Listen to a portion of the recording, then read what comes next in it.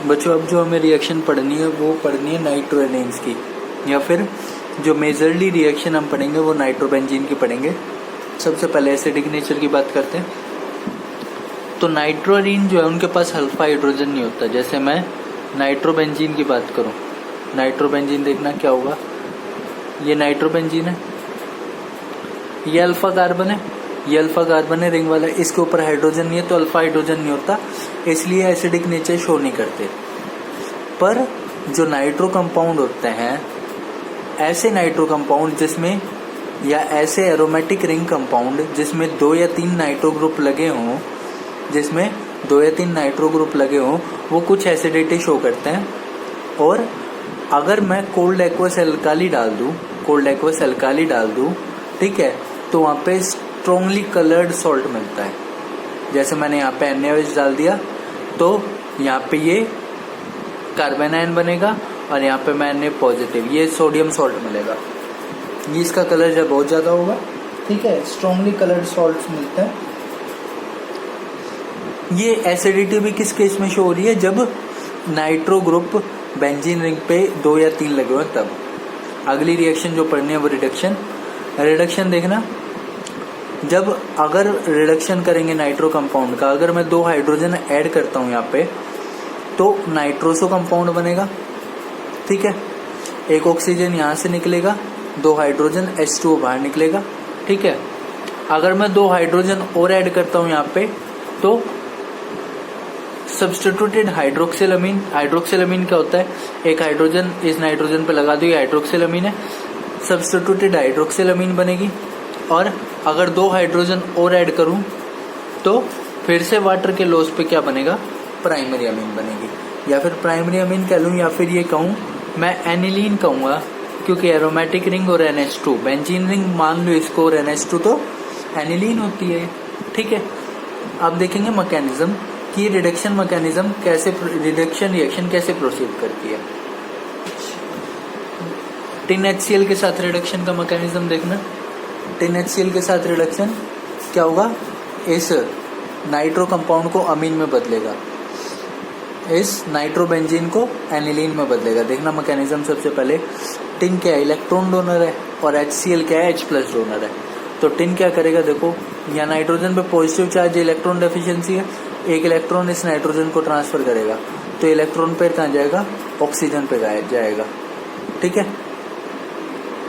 यहाँ पे नाइट्रोजन पे रेडिकल आएगा इस इलेक्ट्रॉन पेयर को ऑक्सीजन पे जाने के कारण, ठीक है।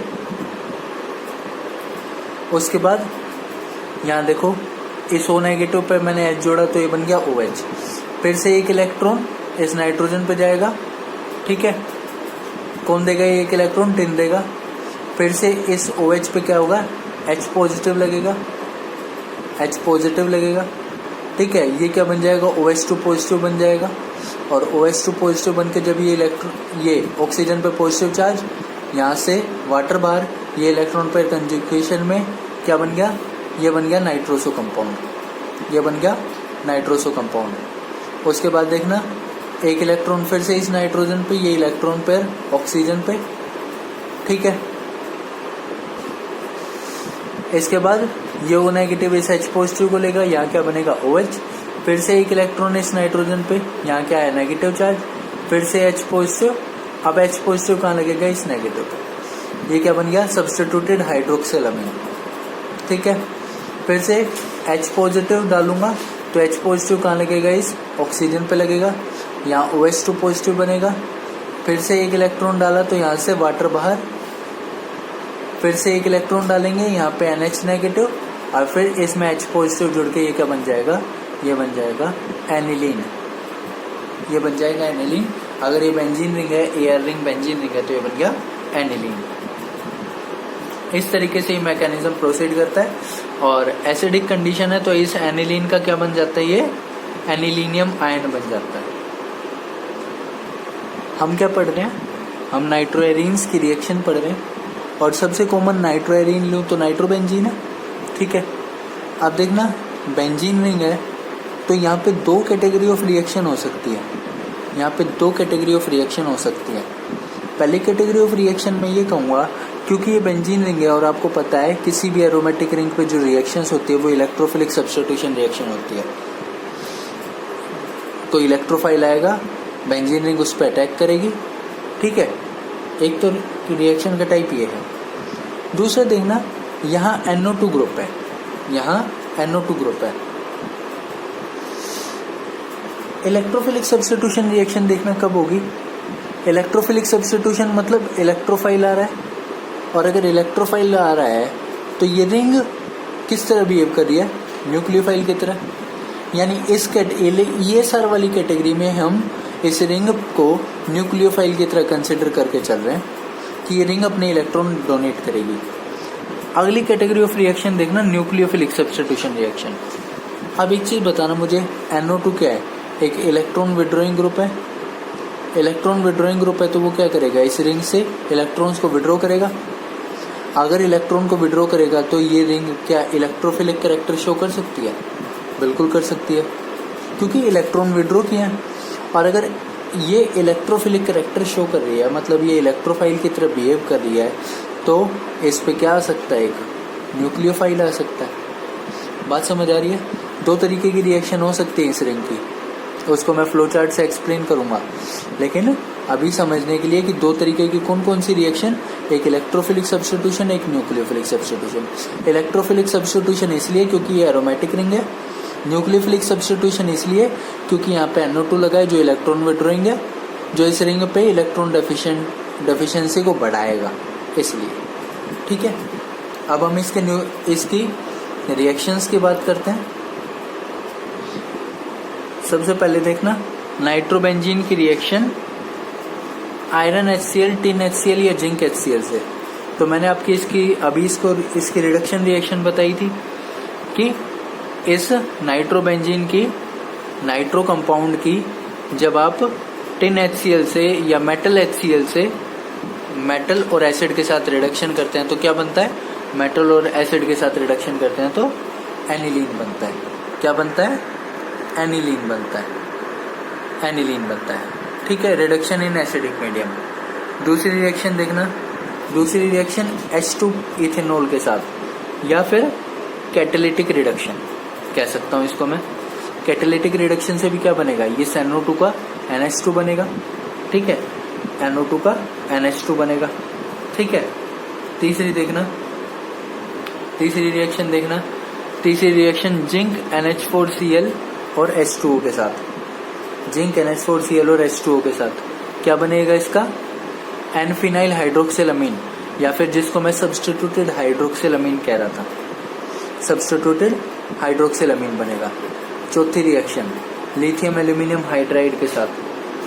लिथियम एल्यूमिनियम हाइड्राइड के साथ जब रिएक्शन कराएंगे तो क्या बनेगी, एजोबेंजीन बनेगी। अजोबेंजीन बनेगी। पांचवी रिएक्शन देखना, पांचवी रिएक्शन जो है, पांचवी रिएक्शन इलेक्ट्रोलिटिक रिडक्शन है।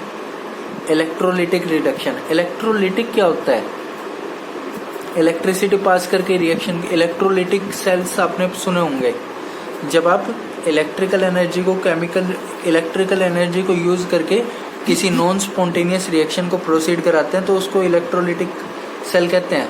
तो ये इलेक्ट्रोलिटिक रिडक्शन है। यहाँ से दो तरीके के प्रोडक्ट बन सकते हैं नाइट्रोबेंजीन के साथ, या तो स्ट्रॉन्गली एसिडिक मीडियम में या वीकली एसिडिक मीडियम में। स्ट्रॉन्गली एसिडिक मीडियम का जो प्रोडक्ट है वो, स्ट्रॉन्गली एसिडिक मीडियम का जो प्रोडक्ट है वो हाइड्रोक्सिलअमीन है, एन फिनाइल हाइड्रोक्सिलअमीन है, जो रीअरेंज करता है किसमें, इसमें। इस कंपाउंड का नाम क्या है, इस कंपाउंड का नाम है पैरा अमीनोफिनोल। पैरा अमीनोफिनोल। ठीक है, अच्छा, इलेक्ट्रोलिटिक रिडक्शन जब वीकली एसिडिक मीडियम में करोगे तो क्या बनेगा, एनिलीन बनेगा। बाकी कुछ और रिएक्शन देखते हैं। नाइट्रोबेंजीन की रिएक्शन सोडियम आर्सेनाइड से NaOH की प्रेजेंस में या ग्लूकोज NaOH की प्रेजेंस में क्या बनेगा, एजोक्सीबेंजीन बनेगा। जिंक NaOH के साथ करोगे तो एजोबेंजीन, और यहाँ पे मिथेनॉल होना चाहिए। यहाँ पे अगर मिथेनॉल नहीं लोगे तो हाइड्राजोबेंजीन बनेगा। इसके साथ ही साथ देखना कुछ इलेक्ट्रोफिलिक सब्स्टिट्यूशन रिएक्शन। ठीक है, नाइट्रोबेंजीन की सल्फोनेशन फ्यूमिंग H2SO4 के साथ, ब्रोमिनेशन और नाइट्रेशन। क्योंकि NO2 ग्रुप जो होता है उसका -R इफेक्ट होता है, इसलिए ये रिंग को डीएक्टिवेट करता है इलेक्ट्रोफिलिक सब्स्टिट्यूशन के लिए। साथ ही साथ देखना, क्योंकि ये डीएक्टिवेटिंग ग्रुप है तो ये इनकमिंग इलेक्ट्रोफाइल को कहाँ भेजेगा, मेटा पोजीशन पे भेजेगा। तो सल्फोनेशन में SO3H मेटा पे लगेगा, ब्रोमिनेशन में ब्रोमीन मेटा पे लगेगा और नाइट्रेशन में NO2 मेटा पे लगेगा। ठीक है। इसी के साथ ही साथ इलेक्ट्रोफिलिक सब्स्टिट्यूशन रिएक्शन के जो 3 स्टेप थे मैकेनिज्म के वो कॉमन रहेंगे। पहला स्टेप जनरेशन ऑफ इलेक्ट्रोफाइल, दूसरा यहाँ पे जैसे SO3 बनेगा, यहाँ पे Br पॉजिटिव बनेगा और यहाँ पे NO2 पॉजिटिव बनेगा। दूसरा स्टेप इस रिंग पे इलेक्ट्रोफाइल का अटैक और तीसरा स्टेप लॉस ऑफ प्रोटॉन का। ये 3 स्टेप कॉमन रहेंगे। नाइट्रोबेंजीन की KOH के साथ रिएक्शन न्यूक्लियोफिलिक सब्स्टिट्यूशन रिएक्शन का एग्जांपल है। यहाँ पे क्या बनेगा, यहाँ पे न्यूक्लियोफाइल क्या होगा, OH नेगेटिव। देखो इलेक्ट्रोफाइल मेटा पे आ रहा था तो न्यूक्लियोफाइल या तो ऑर्थो पे आएगा या पैरा पे आएगा। बात समझ आ रही है। इलेक्ट्रोफाइल मेटा पे आ रहा था तो न्यूक्लियोफाइल कहाँ आता है, मेटा पे तो आएगा नहीं, ऑर्थो पैरा पे आएगा। तो न्यूक्लियोफाइल कहाँ आता है, ऑर्थो और पैरा पे। एक और चीज अगर देखना चाहो तो -R इफेक्ट के कारण ये NO2 ग्रुप पॉजिटिव चार्ज या तो ऑर्थो पे डेवलप करेगा या पैरा पे, और पॉजिटिव चार्ज ऑर्थो पैरा पे डेवलप करेगा तो न्यूक्लियोफाइल या तो ऑर्थो पे आएगा या पैरा पे आएगा।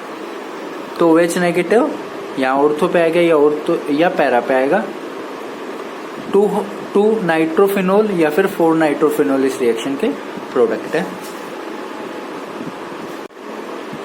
अजोक्सीबेंजीन कैसे बना, उसके मैकेनिज्म की अगर बात करें तो अजोक्सीबेंजीन के बनने की देखो हमने किससे रिएक्शन कराई थी, सोडियम आर्सेनाइड से NaOH के साथ। ठीक है, तब बना था अजोक्सीबेंजीन। ठीक है, इसमें क्या करते हैं, 2 नाइट्रो कंपाउंड आपस में रिएक्ट करते हैं। एक का तो N सब्स्टिट्यूटेड हाइड्रोक्सिलामीन बनता है और एक का नाइट्रोसो कंपाउंड बनता है। और फिर ये नाइट्रोसो कंपाउंड ये हाइड्रोक्सिलामीन वाला अपने इलेक्ट्रॉन पेयर से इस नाइट्रोजन पे अटैक करता है। देखो जब ये अटैक करेगा तो ये नाइट्रोजन इस नाइट्रोजन से जुड़ जाएगा, या O नेगेटिव आएगा, साथ ही साथ इस नाइट्रोजन पे पॉजिटिव चार्ज। अब आपने सोडियम आर्सेनाइड बेस के साथ डाला था तो बेस के पास क्या है, OH नेगेटिव। ये इलेक्ट्रॉन पेयर नाइट्रोजन पे बेस क्या ले लेगा, इस H पॉजिटिव को ले लेगा, इस H पॉजिटिव को। इसके बाद देखो ये इलेक्ट्रॉन पेयर यहाँ आएगा, यहाँ से OH नेगेटिव बाहर, और ये क्या बन गया, ये बन गया अजोक्सीबेंजीन। अजोक्सीबेंजीन बन गया। इसके साथ ही साथ एक और reaction, replacement of nitro group. Nitro group की रिप्लेसमेंट भी की जा सकती है। एक्वस KOH के साथ तो OH आएगा, पोटेशियम इथोक्साइड के साथ तो OET ग्रुप आएगा, और अमोनिया के साथ तो यहाँ पे NH2 ग्रुप आएगा। ये रिएक्शन है कुछ रिप्लेसमेंट ऑफ नाइट्रो ग्रुप की। बाकी का हम पढ़ेंगे बच्चों नेक्स्ट क्लास में। Thank you students.